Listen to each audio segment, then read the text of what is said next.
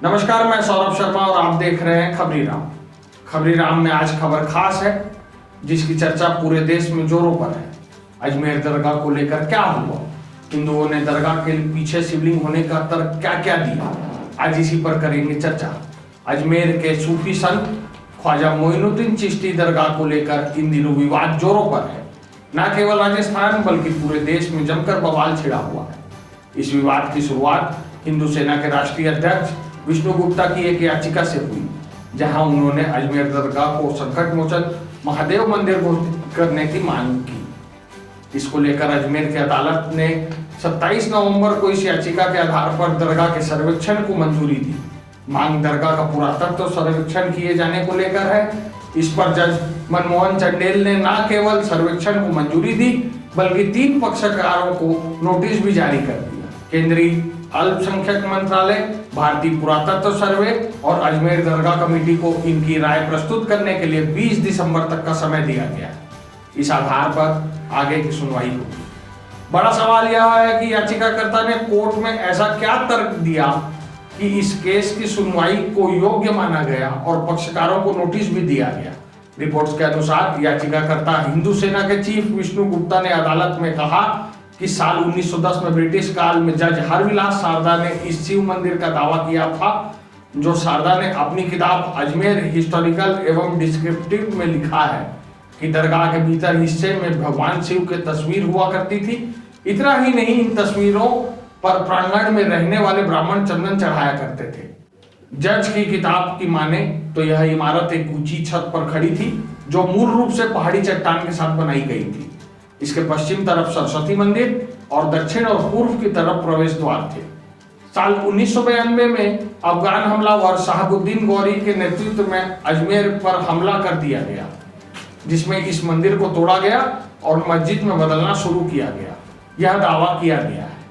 अदालत में विष्णु ने यह भी कहा कि दरगाह में मौजूद बुलंद दरवाजे की बनावट हिंदू मंदिरों के दरवाजे की तरह नक्काशियों को देखकर भी अंदाजा लगाया जा सकता है कि यह पहले मंदिर रहा होगा। इसके अलावा हिंदू मंदिरों की तरह गुंबद भी है, जिसे देखकर अंदाजा लगाया जा सकता है कि मंदिर को तोड़कर यहां दरगाह का निर्माण हुआ। यह सारे तर्क कोर्ट में प्रेषित किए गए। याचिकाकर्ता ने कोर्ट में कहा कि लगभग 50 साल पहले इस दरगाह में एक पुजारी हुआ करता था जो यहाँ मौजूद शिवलिंग की पूजा करते थे। बाद में उस शिवलिंग को तहखाने में रखवा दिया गया। मांग है अगर दरगाह कमेटी के पास रजिस्ट्रेशन के कागजात हैं तो उन्हें कैंसिल किया जाए। दरगाह में ASI सर्वे के बाद वहां हिंदुओं को पूजा का अधिकार मिले। इस मुद्दे पर दरगाह कमेटी से जवाब भी आया है। उन्होंने कहा याचिका लोकप्रियता बटोरने की सस्ती हरकत है। दरगाह दीवान के उत्तराधिकारी सैयद नसरुद्दीन चिश्ती ने इस पर कहा कि मामला एक न्यायिक प्रक्रिया है। CPC के तहत सबको अधिकार है, लेकिन 800 सालों में कहीं भी इसका कोई जिक्र नहीं है। केवल सस्ती लोकप्रियता के चक्कर में कुछ लोग ऐसी हरकत कर रहे हैं जो देश और समाज के लिए ठीक नहीं है। देश में कब तक हम मंदिर मस्जिद विवाद में उलझे रहेंगे। अजमेर दरगाह केस के मामले पर सांसद असदुद्दीन ओवैसी ने कहा कि दरगाह पिछले 800 सालों से यही है। नेहरू से लेकर सभी प्रधानमंत्री दरगाह पर चादर भेजते रहे हैं, लेकिन बीजेपी RSS ने मस्जिदों और दरगाहों को लेकर इतनी नफरत क्यों फैलाई। उन्होंने कहा कि PM मोदी भी वहां चादर भेजते हैं, फिर निचली अदालतें प्लेस ऑफ वर्शिप एक्ट पर सुनवाई क्यों नहीं कर रही। इस तरह कानून का शासन और लोकतंत्र कहां जाएगा। वहीं लोकसभा सांसद इमरान मसूद का कहना है कि पूरे देश में आग लगने की बात हो रही है।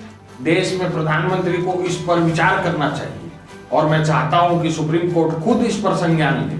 हमारी कम्युनिटी को कहां लेकर जाना चाहते हैं बताएं। वहीं भाजपा मंत्री गिरिराज सिंह ने कहा कि आज तक कांग्रेस की सरकार केवल तुष्टीकरण करते रही है। तुष्टीकरण के कारण ही अगर यह 47 में ही आक्रांतों द्वारा मंदिरों पर मस्जिद बनाने का जो उनका एक मुहिम चला था उसको समाप्त कर दिया गया होता नेहरू के द्वारा, तो आज हमें कोर्ट में अर्जी देने की जरूरत नहीं पड़ती। अजमेर दरगाह विवाद मामले में 27 नवंबर को याचिका मंजूर कर ली गई है। इसको लेकर 20 दिसंबर को अब मामले की अगली सुनवाई होगी। अगली सुनवाई पर कोर्ट के आदेश पर अजमेर दरगाह समिति, अल्पसंख्यक मंत्रालय और भारतीय पुरातत्व सर्वेक्षण अपनी रिपोर्ट पेश करेंगे। इधर अगली सुनवाई को लेकर सियासत तेज हो गई है। तमाम नेता बयानबाजी कर रहे हैं। मामले में पूर्व मुख्यमंत्री अशोक गहलोत, पूर्व मंत्री राजेश गुड़ा समेत कई नेताओं ने भी इस याचिका का विरोध किया है। वही कई नेता इसके पक्ष में हैं। देखने वाली बात होगी 20 दिसंबर को क्या फैसला सुनाया जाएगा। इस खबर पर लगातार अपडेट देते रहेंगे। देखना ना भूलिए खबरीरा।